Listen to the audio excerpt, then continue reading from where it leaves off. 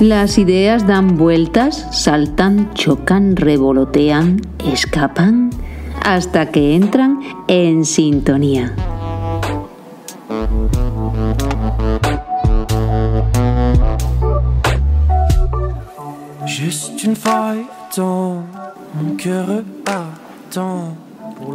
Bienvenida, bienvenido. Soy Aurora Marín y esto es En Sintonía. Le stress est accru par l'ennui vécu. Une feuille tombante. En sintonía hoy con la música. En la primera parte vamos a conocer cómo a lo largo de la historia había otras formas de sentir, ver, definir la música y de su poder sanador. En sintonía con, dialogamos con Pablo Almazán, profesor de música, y hablaremos sobre más música desde su experiencia. Y en Bocadito Saludable te invito a unir música y danza y otras sugerencias. Si te agrada escuchar las multisinfonías que te traigo, acompáñame a esto de... Respira, siente, escucha. La vida es emocionante. La vida es resurgir. La vida es apasionante. La vida eres tú. Estás aquí, en sintonía.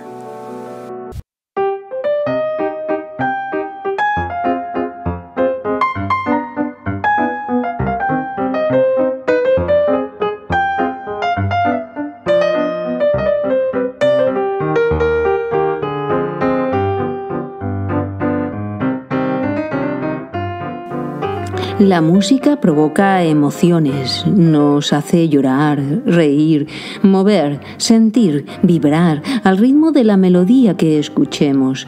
Consigue que las fronteras de la mente y el cuerpo se hagan más porosas. Disuelve fronteras entre tú y yo y entre todos. Si viajamos por la historia, el primer instrumento musical humano es nuestra voz. Y es que al nacer, con la primera respiración, exhalamos la música del llanto, que produce normalmente alegría escucharla. Es la música de una nueva vida. La primera música hecha por el hombre fue probablemente la percusión con los pies y manos siguiendo un ritmo. La música, nuestra compañera amiga desde la prehistoria o más allá, durante esos rituales, en la ofrenda a la naturaleza, a los dioses, la música nació casi con la magia, en las danzas de la lluvia, en las danzas de la guerra, de la paz, curativas, los ritos mágicos. En tiempo de los sumerios, hará unos 3.500 años pasando por Mesopotamia, la música está presente en esos rituales de adoración a la naturaleza, en las labores de recolección y siembra. Identifica la esencia de cada pueblo. Es un puente de conexión con el más allá. En el antiguo Egipto, en el libro de los muertos, cuenta que las melodías ayudaban a conducir el alma del difunto hacia ese más allá. La palabra música es de origen griego, viene de mousike, que significa musa. Esta palabra incluye a las musas de la música, la danza y el teatro. Y allí en la Grecia clásica, en esa búsqueda de entender el mundo, los mitos, después los filósofos, se preguntaban: ¿existe música en el universo? Homero hablaba de los planetas como un coro de voces divinas. Y en esa época destaca Pitágoras y la escuela pitagórica, que le atribuye a la música una base matemática. Relaciona los sonidos musicales con las formas proporcionales de la naturaleza, que todo lo que se mueve produce una frecuencia. Así, los planetas, al moverse, producen una frecuencia según su tamaño y velocidad, tienen un sonido musical propio y que al combinarse los sonidos de todos los planetas reflejan el orden del universo. Es la teoría de la música de las esferas. Según ellos, el movimiento de los planetas hace ruido. Es un sonido que está siempre, desde nuestro nacimiento nos acompaña. Y no nos damos cuenta porque nos acostumbramos a ese sonido. Los pitagóricos deducen que la distancia entre los planetas tenían las mismas proporciones que había entre las notas de la escala musical y establecen una relación entre notas, escala musical, proporciones, números, planetas, que la música está en todo. En lo pequeño y en lo grande suena música. Ellos consideraban la enfermedad como un desorden numérico y era posible curarse por medio de la música al exponer al enfermo a la frecuencia musical que necesitara. Entonces el cuerpo se inserta dentro del orden de todo el universo, consigue que la música, esa geometría, eleve el espíritu al sanar el cuerpo. Con el cristianismo y la llegada de otras culturas, se entierran las leyendas, los mitos, se critica esa capacidad mágica que los griegos le daban a la música. Se desarrolla otra música, con los cantos gregorianos, los salmos, las liturgias, otras músicas profanas como las de los trovadores y los juglares. Pero también hay otros, como los neoplatónicos, que consideraban que todo es vibración. Esa vibración es capaz de transformar la materia. Y hubo buscadores que a lo largo de los siglos han dado un espacio al mágico poder de la música. Por ejemplo, el padre de Galileo era músico y quiso recuperar la música griega y a los pitagóricos, y esto influiría en Galileo y en sus estudios de astronomía.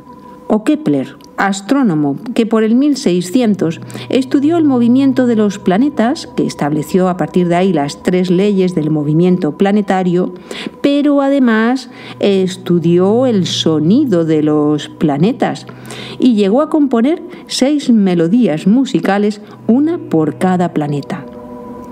O Leonardo da Vinci, conocido por sus estudios y proyectos de aerodinámica o hidráulica, anatomía, botánica, pintura, escultura, arquitectura, pues además era músico. En sus escritos se han encontrado dibujos de extraños instrumentos como cítaras, clavicordios, tambores, un órgano con tubos de papel, anotaciones y notas musicales. Y en concreto tocaba la lira. Se decía que tocaba como los ángeles. Y fabricó la lira de Braccio, hecha de plata en forma de cabeza de caballo, un hermoso instrumento. Y escribió el Tratado de Música, una obra desaparecida. En sus cuadernos, entre sus múltiples notas, hay una nota que dice: la música es la representación de cosas invisibles. Y bueno, se ha llegado a comprobar que el sonido tiene forma, que podemos verlo.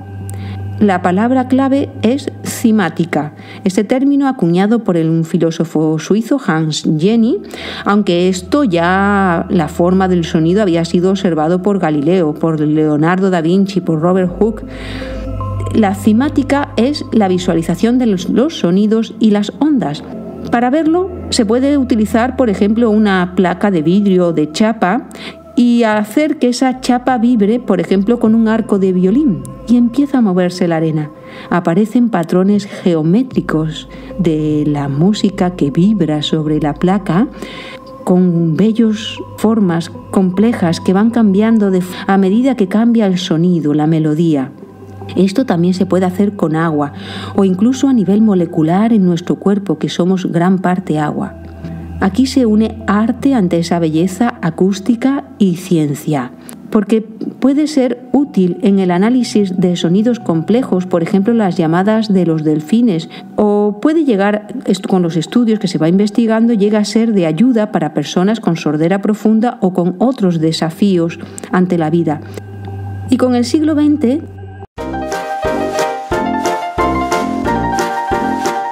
se desarrolló la musicoterapia. se basaba en que el cuerpo y la mente mejora al ser expuesta a la vibración musical. Y se comprueba que ayuda ante estados de depresión, insomnio, rehabilitación ante enfermedades como un derrame cerebral, dolores del cuerpo, el autismo. Desde entonces, la ciencia también va investigando y demostrando el por qué la música despierta, cambia nuestro estado de ánimo y que llegue a ser sanadora. El doctor Stefan Coels, neurobiólogo y psicobiólogo, y nos dice que no existe casi ninguna parte del cerebro que no se vea afectada por la música. Esto se puede ver por neuroimagen. Tanto al escuchar como al componer música se estimulan conexiones múltiples en múltiples regiones del cerebro. Favorece la neuroplasticidad, es decir, nuevas conexiones y circuitos que compensan otras partes que hayan sido dañadas en el cerebro. Activa las áreas de la zona de las neuronas espejo, esas que están relacionadas con la empatía, de ponerme en lugar del otro, de sentir la alegría, la tristeza del otro. Y en concreto la música toca las áreas del cerebro que están involucradas con emociones, lenguaje y movimiento. Si vamos al lenguaje, la melodía consigue establecer un diálogo con uno mismo, con los demás, más emocional, sin ser distorsionadas por las palabras. La música grita lo que mi alma calla.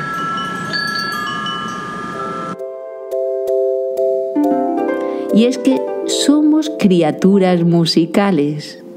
Nuestra voz es un instrumento musical. Los bebés entienden lo que se les dice por la musicalidad con la que se les habla. Y aprenden a hablar al escuchar la musicalidad de la voz. Entender el significado de ese lenguaje y de la palabra viene después. Se ha comprobado que los recuerdos de la música o cuando se oye música se guarda en áreas cerebrales diferentes a la del resto de los recuerdos. Por ejemplo, los enfermos de Alzheimer olvidan cosas, pero pueden llegar a reconocer esa canción que les emocionó décadas atrás. Porque los recuerdos que más perduran son los que están ligados a una vivencia emocional intensa. Y precisamente la música es la que está más ligada con las emociones. Es una puerta al recuerdo. Por eso se dice que la música es medicina. Uno de los objetivos de la música es expresar el silencio, de eso que uno no sabe cómo decir con palabras. Vivir inmerso en la música, abrir los poros del cuerpo, la mente y el corazón y dejarnos embriagar por ella, para conectar con la música del universo que habita dentro de cada uno. Y entonces sientes que llueve música, te elevas y vuelas. La música es la lengua de las emociones, el alimento del amor, es un ruido que piensa. Y recomendaciones sobre algunos libros y autores interesantes. Por ejemplo, está Ramón Gener, que da charlas divulgativas sobre música, sobre todo música clásica, arte y emociones, y ha escrito algunos libros como Si Beethoven pudiera escucharme o El amor te hará inmortal. Hay otro libro, Historia oculta de la música, publicado en 2020 por Luis Antonio Muñoz, o el libro El cerebro y música, una pareja saludable, escrito por un investigador, Jordi Jausset, desde la visión de la neurociencia.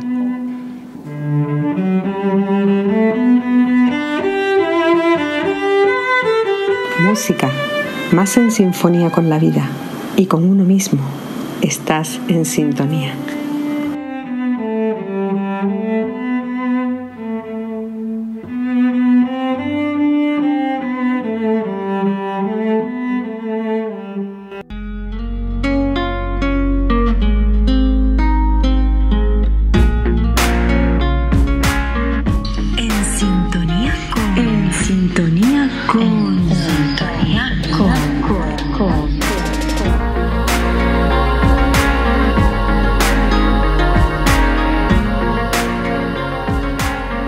Y a continuación, esta entrevista con Pablo Almazán Jaén, profesor de viola en el Conservatorio Javier Perianes de Huelva y que además en su tiempo libre se dedica a la creación sonora y composición musical.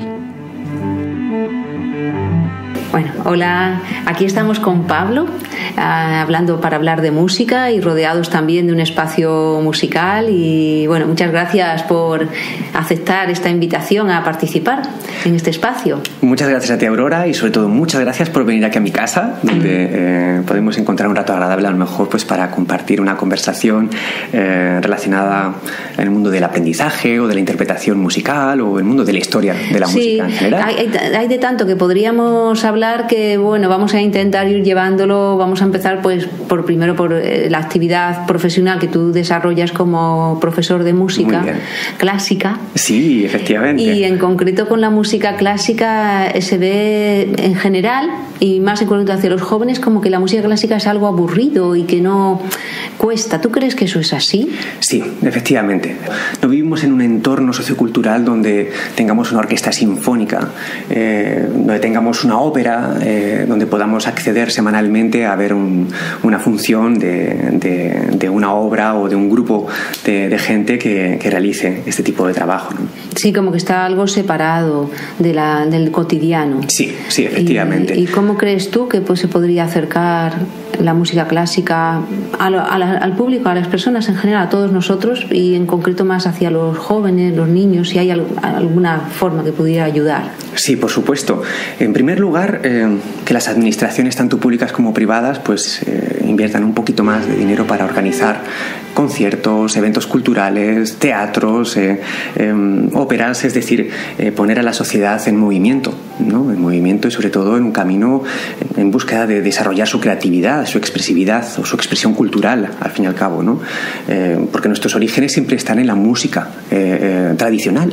Entonces, claro, por eso es difícil para un niño pequeñito hoy en día de 8 años, a no ser que esté tremendamente motivado y que haya tenido la suerte de poder apuntarse al conservatorio y acceder al instrumento que quería, pues es difícil poder amar a lo mejor ese instrumento iniciático a través del cual pues nos introducimos en el mundo de los sonidos. Eso, como tú dices, los sonidos a lo mejor ayudaría a explorar sonidos, otras músicas o con el cuerpo explorar, ¿no? Efectivamente, yo creo que, por ejemplo, eso en el conservatorio es bastante complicado. Es muy complicado, porque nuestro currículo está tremendamente virtuosamente organizado en 10 años de formación, desde el primer curso de enseñanzas básicas hasta el último curso de enseñanzas profesionales. Realmente hay poco espacio para la libertad creativa, poner en escena todo aquello que se aprende dentro del aula, supuestamente, ¿no? Pero después también le tienen pánico, ¿no? Si su hijo decide ser músico. Ay. Como que sí, realmente también hay una contradicción ahí, ¿no? Sí, bueno, eso por ejemplo yo lo viví en mis propias carnes, ¿no? Mis padres, personalmente, yo sentí que cuando yo decidí en mi máster en adolescencia querer ser músico profesional, ¿no? Y dedicarme a la viola como tal, yo creo que hasta que no llegué a casa con el título debajo del brazo, ellos no se quedaron tranquilos, ¿no? Es muy complicado esto, porque también, te tengo que decir, por mi experiencia profesional, también he conocido a muchos padres y madres de niños y niñas virtuosos. Y realmente es un pequeño hándicap, ¿no? Porque son realmente los padres quienes aproximan a sus criaturas a los centros de formación realmente, porque no son centros educativos, ¿no? Claro, y la música es un elemento esencial, o por lo menos yo lo veo desde lo que yo entiendo y siento, para explorarnos. Efectivamente. Entrar por ahí puede ser encontrar, conocernos, nuestras emociones. ¿Tú cómo ves ese? Hay una frase que dice claramente Claudio Naranjo, un psicólogo chileno maravilloso que a mí me fascina. Murió recientemente, hace 2-3 añitos, y a mí personalmente fue una persona que me ayudó a poder encontrar esa música interior que tenemos todo el mundo, ¿no? Y él tenía una frase que decía algo así como que la música es un simbolismo sonoro que transmite significados. Nada como ella comunica nuestro mundo vivencial. Entonces, es un resumen claro, conciso, directo de lo que significa la música como tal. nos pone a cada uno de nosotros en nuestro sitio, porque actúa como un espejo que ocupa ese espacio interior vacío de alguna forma y nos hace vernos a nosotros mismos. Entonces, tanto para ti como para mí, aunque yo sea músico profesional y tenga que tener la sangre fría de interpretar un acompañamiento en una pequeña área, para poder ser técnicamente correcto y que mi instrumento pueda ejercer una correcta ejecución de la pieza, por dentro hay una experiencia vivencial exactamente igual que la tuya como espectadora, ¿no? Claro, por eso hay personas que dicen, es que yo no tengo oído para la música, yo no tengo ritmo, y creen que ya por eso no pueden dedicarse a la música, y realmente no es eso, ¿no? Sino claro, es entrar en el universo. Son los prejuicios que tenemos todo el mundo con respecto a nosotros mismos y a los demás, ¿no? Una persona que dice que no tiene oído, entonces ¿qué pasa? ¿Que es sorda? Entonces no escucha el buenos días, o no escucha el sonido de los pájaros que tenemos aquí alrededor, ¿no? Claro, sí, sería como entrenarte, ¿no? En el día a día, escuchar y entrar ahí. Ahí está el quid de la cuestión, el desarrollo del trabajo de nuestra voz interior, de nuestro oído interior también. Eso, por ejemplo, es lo que se hace en un centro educativo musical, ¿no? Como por ejemplo se hace en el conservatorio, se hace en las escuelas de música, o supuestamente hacemos desde que somos pequeñitos en la guardería, ¿no? Empezar a aprender de una forma kinestésica a utilizar nuestras herramientas físicas y humanas para poder entrar dentro de ese mundo de lo transpersonal y sagrado, ¿por qué no? ¿Por qué no decirlo así, ¿no? ¿Sabes tú de músicos que le hayan dado valor a la parte emocional en relación a la música en ese mundo? Sinceramente, Aurora, creo que el 100%. Todos y cada uno de los compositores de nuestra historia de la música, no solamente de la música clásica, sino toda aquella persona que se paró delante de un legajo, de un trozo de papel, y con su tinta o con su pluma intentaba escribir de una forma codificada unos símbolos que tienen unos sonidos, comunica algo, comunica una información dentro de una forma, de un contexto, ¿no? Con una estética concreta. Por supuesto, Bach, Mozart, Haydn, Händel, Vivaldi, o sea, para mí todos y cada uno de ellos tienen algo que aportar. Si hay alguno a destacar, por ejemplo, personalmente para mí, mi gran ídolo en este caso es Beethoven, gran músico y compositor que fue capaz de trascender más allá de su propia muerte. Para mí fue un compositor que pasó por esas tres fases, esa fase iniciática, iluminación, esa segunda fase de el viaje del héroe, y la tercera, que digamos, por decirlo de alguna forma, de resurrección, de vuelta a casa, ¿no? Recogida interior y trascendencia cósmica y superior. Todos y cada uno de ellos. Porque claro, me viene la novena sinfonía de Beethoven, que le pusieron letra y es un himno. Sí, efectivamente, la sinfonía coral. Digamos que la novena sinfonía de Beethoven está escrita incluso dentro de una forma totalmente innovadora. Que se llama muchas veces la del himno de la alegría, ¿no? Sino más bien es la superación, es la liberación ante la muerte, es la superación de todos los obstáculos, ¿no? Es como estar en una nueva dimensión diferente, por fin y al fin, ¿no? Claro. Después de todo ese recorrido que hacen todo. Sí. ¿Y mujeres hay alguna alguna mujer que sea menos conocida o que les interese, por lo menos por mi parte, de conocer mujeres y la música? Por supuestísimo, y además es algo que debemos de continuar haciendo, esta labor tan importante, que es incluir en nuestros currículos educativos obras también de mujeres compositoras, que es algo que sinceramente para mí, mi ídolo, la mujer que más me fascina, sobre todo por todo lo que tuvo que aguantar y qué es lo que tendría que aguantar, ¿no? Además, y cómo sería lo que tuviera que aguantar, ¿no? Es la segunda mujer de Bach, Ana Magdalena Bach, ¿no? Si no es por ella, no tendríamos gran parte de la música original, por ejemplo, de algunas de sus suites. Me fascina esa mujer, ¿no? que tenía ese vínculo tan profundo y personal con su marido, un marido además que le sacaba muchísima edad, ¿no? Y tuvieron al final, pues madre mía, una infinidad de vástagos. ¿Existe alguna relación entre el tipo de instrumento y la emoción? ¿Tú ves ahí que existan relaciones, según sea un instrumento de aire, de cuerda, percusión, y la emoción o lo que se pretende, más allá no solo de la música clásica, sino en el mundo de la música? Pues yo creo que sí. Los compositores a lo largo de toda la historia siempre han buscado con qué instrumentos expresar el contenido de su obra, hacer una preselección instrumental para intentar relatar emociones en el mundo de la música clásica. Y entonces, por ejemplo, un ejemplo así de... Por ejemplo, una emoción interesantísima sería el comienzo de la Quinta Sinfonía de Beethoven. pipipipón. La llamada, el toque a la puerta, la llamada del destino, de alguna forma, ¿no? Pero Beethoven se ríe un poquito del destino en su tercer y cuarto compás, ¿no? Que realmente, en vez de utilizar el quinto grado y el primer grado, después hace y a partir de ahí toda la sinfonía está hecha con esos motivos rítmicos y viaja por toda la orquesta, va a la liberación. La liberación. La liberación final, puede ser la muerte. Y bueno, tú además de música clásica como profesor, dedicas tu tiempo libre, vamos a llamarle libre, también a la música en la creación musical y composición.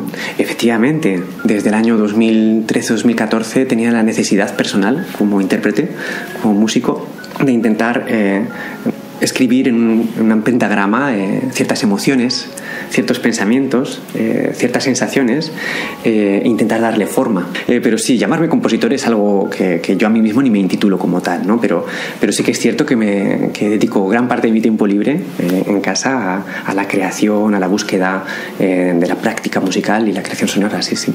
¿Y eso que creas, desde dónde partes? ¿Utilizas la música clásica o partes, investigas? ¿Cómo te mueves ahí a la hora de crear? Parto desde la improvisación, parto desde la nada, parto tal vez desde una emoción inicial en la que hay un vacío o una angustia, o parto desde una idea concreta. Tal vez desayuno aquí en la terraza de mi casa y estoy observando una flor y ese color violáceo que tiene su pétalo pues me motiva un sonido, una vibración. Entonces pues tengo la suerte de tener cerca el estudio, enciendo el estudio y intento diseñar un sonido que me lleve o que en mi mundo interior me conmueva y me haga recordar esa sensación que he tenido cuando he observado ese pétalo. Sí, o sea que para ti la vida es música. Sí. Le pones notas musicales. La vida es movimiento, es un constante movimiento y todo movimiento tiene su sonido, como decía Pitágoras, ¿no? De ahí el famoso mundo de la música de las esferas, ¿no? Y sí es cierto, un sonido no ejerce nada más que una sensación concreta en un momento determinado. Claro. Con dos ya hay un movimiento. Con tres sonidos ya incluso pues puede haber un pequeño dialecto psicoemocional y una especie pues como de triángulo amoroso en esas tres notas o tres sonidos, ¿no? Con cuatro sonidos ya vamos, nos metemos en el mundo del sosiego, del desasosiego, y ya pues con cinco sonidos podemos escribir novelas, ¿no? Sí, la música es que es un universo inmenso y nos da inspiración que no lo podemos expresar con palabras. Explorar nuestros mundos a través de la música, el mundo de cada uno. Efectivamente, el mundo intrasensorial. Pues muchas gracias y bueno, y también decir que me agrada mucho la entrada en tu casa, que pones como de bienvenida a quien ama la música, ama la vida, ¿no? Efectivamente. Sí, bueno, sí, pues, totalmente. Muchas gracias, Pablo. Muchas gracias a ti, Aurora, de verdad, en serio. Es para el disfrute de todos, gracias.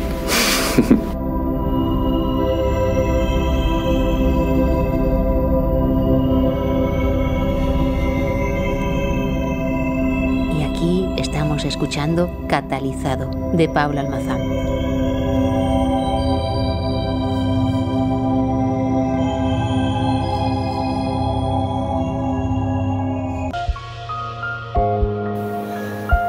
La música es amor.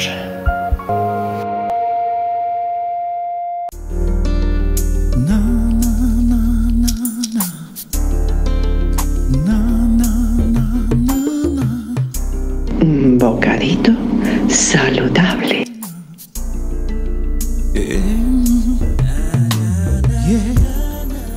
La música mueve energía, mueve emociones, las fibras del cuerpo vibran y cambia nuestro estado energético y nuestro sentir. Así que cuando sientas ansiedad, estrés o estés bloqueado, preocupada, triste, nerviosa, necesites soltar o relajarte, pon música y dejar que el cuerpo se mueva. Te invito a danzar.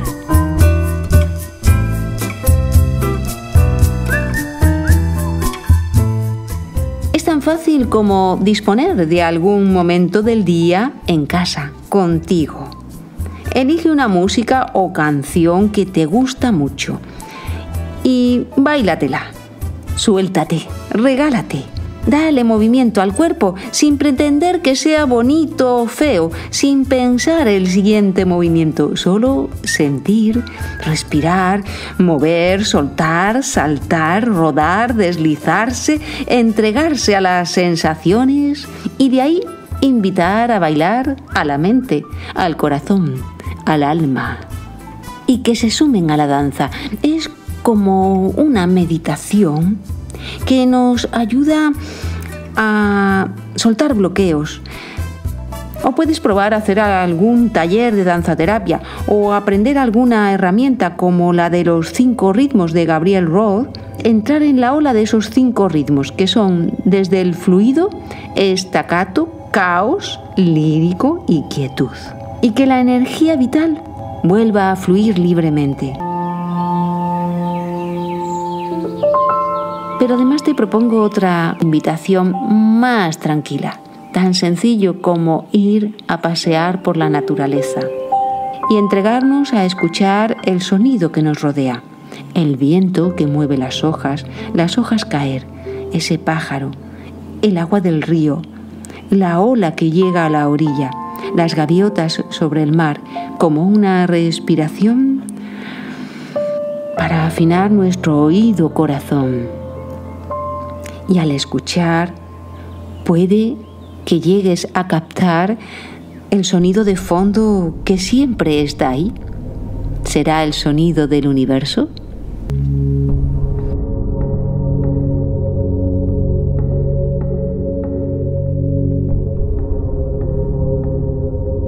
Y esto que estamos escuchando es Biosfera, de Pablo Almazán.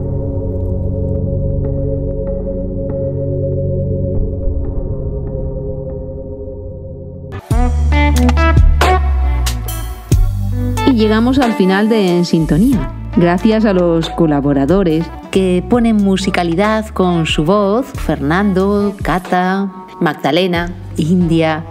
Y gracias a ti por estar ahí. Un gran abrazo y hasta el próximo espacio En Sintonía. Pour la peinture au mur et les bambins cul nu. Juste une faille tombe et pas tant.